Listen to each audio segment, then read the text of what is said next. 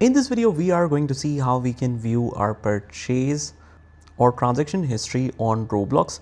It's a pretty straightforward process here, guys. So without further ado, let's get started with this video.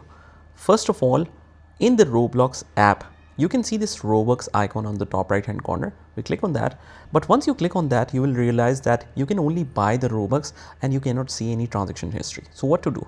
Don't worry.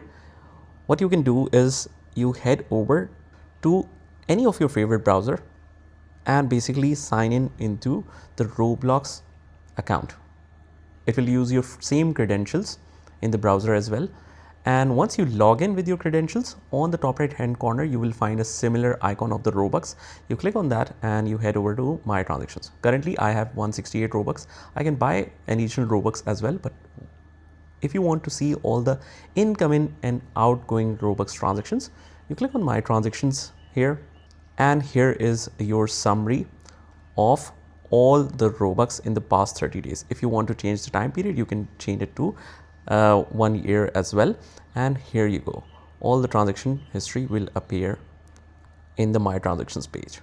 So that's about it. I hope you found this video helpful. And if you did, hit the like button and subscribe to our channel. And I will see you in the next one.